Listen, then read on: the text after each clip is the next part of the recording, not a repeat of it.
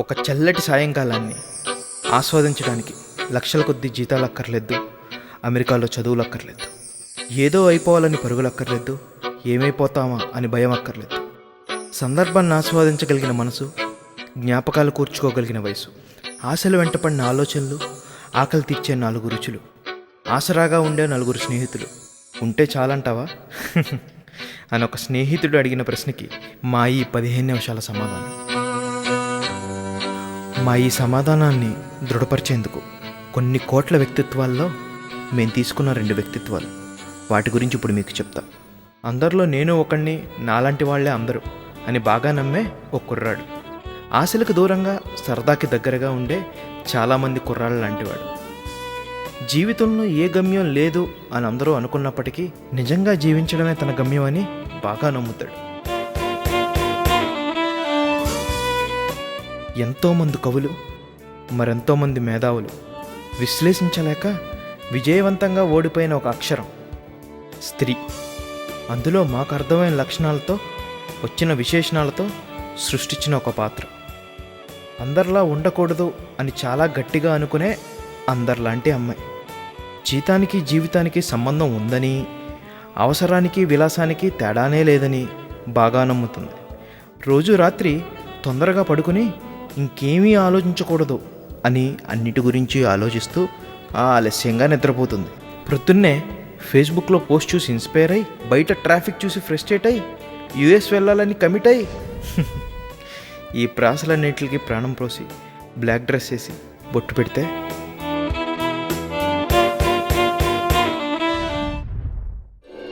ఇంకా కథలోకి వస్తే, తన పేరు తను పెట్టుకునే అవకాశం లేదు కాబట్టి తను వాడే ప్రతి వస్తువుకి పేరు పెట్టుకోవడం అభికి అలవాటైంది.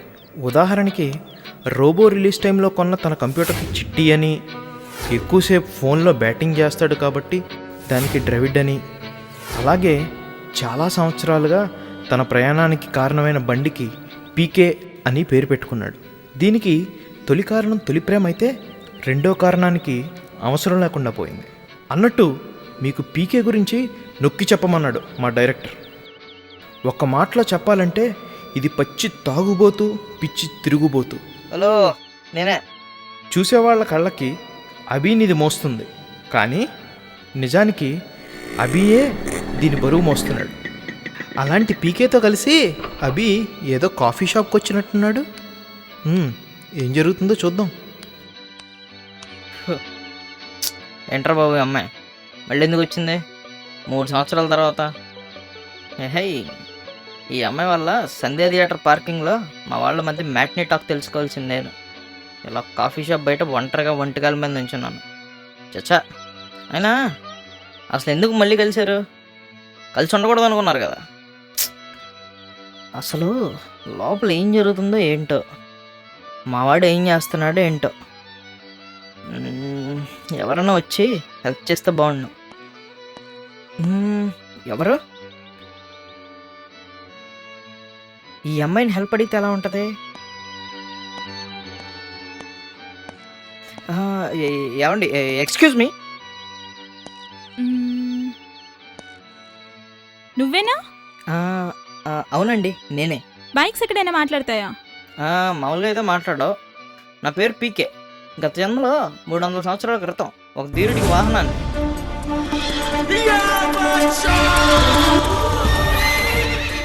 ఆ తర్వాత ఇదిగో ఇప్పుడు ఈ అవతారం ఎత్తాం.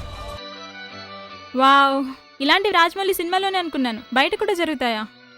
అన్నట్టు నాకు వచ్చిన సహాయం చేయాలండి. సహాయమా? నేనెందుకు చేయాలి? నేను మీకు లేస్ కట్టుకోవడానికి హెల్ప్ చేశాను కదా, తిరిగి చేయకపోతే లావ్ అయిపోతారు. లావ్ అయిపోతారా? సినిమాల ప్రభావం. సరే చెప్పు, ఏం చేయాలి? మా అబ్బిది ఒక చిన్న లవ్ స్టోరీ అండి. 3 సంవత్సరాల తర్వాత వాళ్ళిద్దరూ ఇప్పుడే కలుస్తున్నారు. 3 సంవత్సరాల తర్వాత? అవునండి. ఎందుకు? 3 సంవత్సరాల ముందు విడిపోయారు కాబట్టి. మధ్యలో చూస్తే నాకే అర్థమవుతుంది. అసలు ముందేం జరిగిందో చెప్పు. అది 5 సంవత్సరాల క్రితం, బీటెక్ 2వ సంవత్సరంలో ఓయ్, కాలేజ్ క్యాంటీన్. ఆగాగు. అసలే 15 నిమిషాల సినిమా. ఎలా విడిపోయారో మాత్రం చెప్పు చాలు. అలాగే 3 సంవత్సరాల క్రితం ఇదే కాఫీ షాప్లో గురువారం మార్చి 1 సాయంకాలం 5:40 తొలి చూపులే కాదు, ఆఖరి మాటలు కూడా జరుగుతాయని ఆ రోజే నాకు తెలిసింది. మూర్ఖుల్లా మాట్లాడు. మాట్లాడకబి, ఇంకా విసిగిపోయాను. కొత్తగా ఏదైనా చెప్పు. ప్రశ్న మారకుండా సమాధానం మారాలనుకుంటున్నావు. మూర్ఖత్వం నీదా నాదా? అది కాదబి. అమెరికా రావడానికి నీకు ప్రాబ్లం ఏంటి చెప్పు. ఇక్కడే ఉండి ఏం చేస్తావురా? అందరూ కెరీర్ గ్రోత్ గురించి పరుగులు పెడుతుంటే. పరిగెత్తడమో పోరాటం కదా అద్య జీవితం అంటే. హాయిగా నవ్వటం, ఆనందంగా నడవటం. మనసు ఎక్కడి నుంచి ఉంటుందో మనం అక్కడ కూర్చోటం. ఇలా చూడబి, కబుర్లు కెరీర్ని నిలబెట్టవు. అమెరికాలో సెటిల్ అయితే కెరీర్ ఎంత బాగుంటుందో తెలుసా? ఎంత రెస్పెక్ట్ వస్తుందో తెలుసా? ఆకలేసినప్పుడు అమ్మ చేతి వంట తినడం నాకు ఇష్టం. తప్పు చేసేటప్పుడు నాన్న తిడతారేమో అని భయం. కష్టం వచ్చినప్పుడు స్నేహితులు ఉన్నారనే ధైర్యం. రోజూ కలవకపోయినా కలిసే ఉన్నాం అని నమ్మకం ఇచ్చే నువ్వు. ఇవన్నీ కలిపితేనే నేను. అంతేకాని నేనంటే 2 పేజీల రెష్యూ మీద ఉండే పేరు కాదు, పే స్లిప్లో ఉండే సున్నాలు నా పరువు కాదు. అభి, ఇక్కడ అసలు బతకలేమని నేను అనడం లేదు. అక్కడ ఇంకా బాగా బ్రతకొచ్చు అంటున్నా. అసలు అమెరికాకి ఇండియాకి ఎంత తేడా ఉంది. అమెరికా నా దృష్టిలో ఇండియాకి అమెరికాకి ఉన్న తేడా అంతా 2 పరీక్షలు, 4 అప్లికేషన్లు, 5 నిమిషాల్లో నన్ను నిర్ణయించే ఒక స్టాంపు, నేనే తీర్చుకోవాల్సిన 10 లక్షల రుణం, 24 గంటల ప్రయాణం, మారిపోయిన మనం, అలవాటు చేసుకునే ఒంటరితనం. ఇంతేగా, ఇంతకుమించే ఉంది. ఏంటబి అంత తేలిగ్గా చెప్తున్నావు? చెయ్యలేని వాడికి ప్రతి పని సులువే అభి. జీవితంలో ఎప్పుడూ పోరాడాలి, గెలవాలి. అప్పుడే మనల్ని అందరూ గుర్తిస్తారు. చేయలేని దానికి, చేయాల్సిన అవసరం లేని దానికి చాలా తేడా ఉంది ఆత్య. అయినా నేను గెలిస్తేనే కానీ నన్ను గుర్తుపెట్టుకునే వాళ్ళ గుర్తింపు కోసం నేను ప్రయత్నించడం ఏంటి? వాళ్ళ కోసం వీళ్ళ కోసం కాదబి, నేను మన కోసం వెళ్దాం అంటున్నాను. ఛా, నువ్వు లక్ష్యం లేనట్టు మాట్లాడుతున్నావు. కానీ నా లక్ష్యమే వేరంటున్నాను. అయినా నా లక్ష్యం ఈ లక్షలు సంపాదించడం కాదా ఆద్య? అది కాదబి. మన ఫ్రెండ్స్, రిలేటివ్స్ ఎంతమంది యూస్ వెళ్ళడం లేదు. వాళ్ళంతా సంతోషంగా లేరా? మాట్లాడతావేంటి? అయినా ఈ విషయం మనం వాళ్ళని అడగాల ఆద్య. వాళ్ళ గురించి మనకేం తెలుసు? వాళ్ళు ఫేస్బుక్లో చేసే పోస్టులు తప్ప. ఈ ఫేస్బుక్ పోస్టుల్లో ఉండే నవ్వుల వెనుక నిజాలంటూ ఎవరికి తెలియదు ఆద్య. అయినా సంతోషం అనేది ఎక్కడో ఉండదు, ఇక్కడే ఉంటుంది, ఎప్పుడూ ఉంటుంది. ఎందుకంటే లక్షల జీతాలు ఇచ్చే కార్పొరేట్ ఆఫీసులో కంటే రోజు హోంవర్క్ ఇచ్చినా స్కూల్లో పిల్లలు చాలా సంతోషంగా ఉంటున్నారు ఆద్య. ఏంటబి సంతోషం సంతోషం అంటున్నావు? మనం సుఖంగా ఉండాలంటే మనీ కావాలి కదా. ఇక్కడుండి ఎంత సంపాదిస్తావు చెప్పు? నా అవసరానికి సరిపడినంత. అవసరం ఎప్పుడు ఏ సైజులో వస్తుందో మనకి తెలియదబ్బి. అంతెందుకు, ఆ డబ్బే లేకపోతే ఇక్కడి నుండి బిల్లు కట్టకుండా బయటికి వెళ్ళగలవా? నీ బైక్ని ఇంటికి తీసుకెళ్ళగలవా? అసలు నువ్వు ఇంటి నుండే బయటికి రాగలవా చెప్పు? అసలు అర్థం చేసుకోవేంటి? మనం సంపాదిస్తే వచ్చే డబ్బు ఖర్చు పెడితే పోయేది, అది మనల్ని శాసించడం ఏంటి? చూడు, మనం పోతే ఎక్కువ డబ్బులు ఇస్తామని చెప్పే పాలసీలు, ఇలా డబ్బులుంటేనే సంతోషంగా ఉంటాం అని చెప్పే ఫిలాసఫీలు రెండూ నాకు నచ్చవు. అయినా నువ్వు సంపాదించిపోయే $డాలర్లో సుఖం ఉంటుందేమో, కానీ ఇక్కడ నేను ఖర్చు పెట్టే ప్రతి రూపాయల సంతోషం ఉంటుంది. అయినా నా దృష్టిలో అవసరాలకు మించిన డబ్బు, ఆకలి తీరాక చేసే భోజనం, అత్యాశల వెంట నడిచే ఆలోచనలు ఇవేమి మనకు రావు. నా దృష్టిలో ఎవరికి పనికిరావు. అయ్యో, ఇంకా నా వల్ల కాదబ్బి. సరే, నీ ఆఖరి నిర్ణయం ఏంటో చెప్పు. ఆఖరిగా తీసుకునేదే నిర్ణయం ఆద్య, అది ఎప్పటికీ మారదు. అయినా నేను ఇక్కడే ఉందాం, ఇలాగే ఉందాం అంటున్నాను. నువ్వే దూరంగా వెళ్దాం అంటున్నావు. ఇప్పుడు కొత్తగా నిర్ణయం తీసుకోవాల్సింది నువ్వే. 3 సంవత్సరాలుగా నేను ఏది అంటే అది, నేను ఎలా అంటే అలా ఉన్న అభిని చూశాను. కానీ గత వారం రోజులుగా నా ఆశల్ని ప్రేమించలేని అభిరామ్ని చూస్తున్నాను. ఇలా ఈరోజు నీకోసం చేస్తే రేపు నాకు నేను నచ్చనేమో.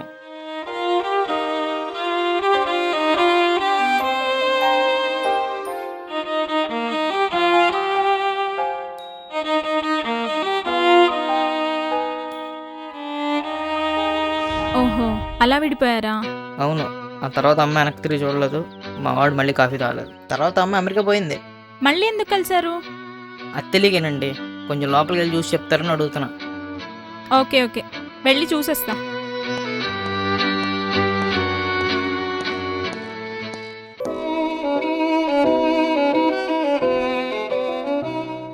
అనుకున్నన్నీ జరుగుతాయా ఏంటి? అవును, ఇంతకీ నీ లైఫ్ ఎలా ఉంది? యా, బాగుంది. పొద్దున్నే పరుగులు, ఆఫీస్కి 100 మైళ్ళ ప్రయాణాలు, వారమంతా వీకెండ్ కోసం పనిచేస్తున్నట్టు ఉంది. ఆలోచిస్తుంటే ఏదో టెంపుల్ రన్ గేమ్లో కాయిన్స్ కలెక్ట్ చేస్తూ పరిగెడుతున్నట్టు ఉంది. కానీ ఎక్కడికి వెళ్తున్నామో ఎంత దూరం పరిగెట్టాలో అసలు ఏమీ తెలియడం లేదు. అది సరే గాని నీ సంగతి ఏంటి? నాదే ఉంది, సదా మామూలే. సరిపడిన నిద్ర, సరిపెట్టుకునే జీతం, సమయానికి అందే భోజనం, ఇంకా మన పీకే గాడి మీద తిరగగలిగినంత దూరం నా ప్రపంచం. నా బరువు గురించి, భవిష్యత్తు గురించి నాకంటే ఎక్కువ ఆలోచించే చుట్టుపక్కల వాళ్ళు. మొత్తానికి సోమవారానికి ఆదివారానికి తేడా తెలియకుండా ఉంది తెలుసా. నువ్వేం మారలేదబ్బి. అభి నీకెప్పుడు మారాలి అనిపించలేదా? అలసిపోయి కూర్చున్నంత మాత్రాన చేరాల్సిన దూరం తగ్గదు కదా. అలాగే ఎవడో జాలి చూపించినంత మాత్రాన అనుకున్న తీరం మారదుగా. ఇంతకీ మీ అమ్మ నాన్న ఎలా ఉన్నారు? యా నైస్, బాగున్నారు. నేను చాలా ఎక్సైట్ అయ్యాను వెన్ ఐ మెట్ దెమ్.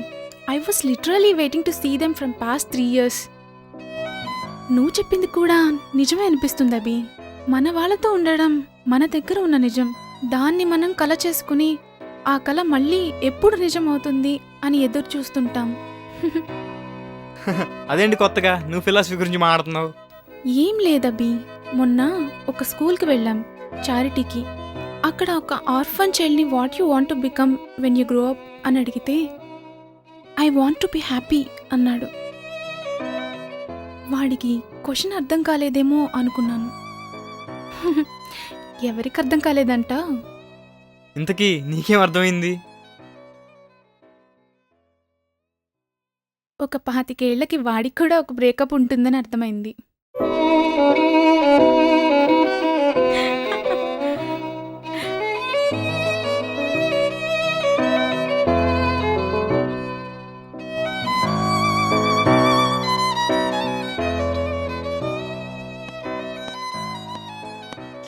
అమ్మయ్య వచ్చేస్తుంది. యాండి లోపల ఏం జరిగింది?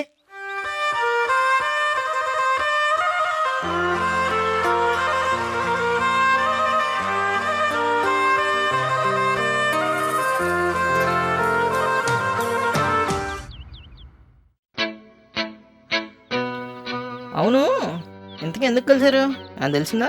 విడిపోయిన ప్రేమికుల కంటే గొప్ప స్నేహితులు ఎవరుంటారు చెప్పు? అంతకు మించి ఏమీ లేదు. ఓహో, ఇంతకీ ఏమంటున్నాడు మావాడు? ఆనందాన్ని వెతుక్కోవడం మానేసి అనుభవించమని చెప్తున్నాడు. ఆ అమ్మాయికి ఈ విషయం ఇప్పటికి అర్థమైంది. అన్నట్టు మీ వాడేం చేస్తుంటాడు?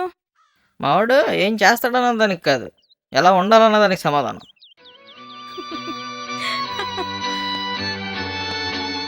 సరే వస్తా, బాయ్. ఏమండి, ఇంతకీ మీ గురించి చెప్పలేదు? ఏదో స్క్రీన్ ప్లే కోసం వాడుకునే క్యారెక్టర్ తప్ప ఈ సినిమాకి నాకు ఎలాంటి సంబంధం లేదు. కనీసం స్క్రిప్ట్లో నా పేరు కూడా లేదు. రెగ్యులర్ తెలుగు ఆడియన్ లాగా అస్సలు ఆలోచించొద్దు. బాయ్. అదండి మరి అలా జరిగింది. గొప్పగానే బ్రతకాలి అనేది గొప్ప విషయం కాదు, సాధారణంగా బ్రతకడం అనేది ఏమీ సాధారణమూ కాదు. ఇదేదో మీకు చెప్పే వేదాంతం కాదు, నేను నమ్మిన సిద్ధాంతం.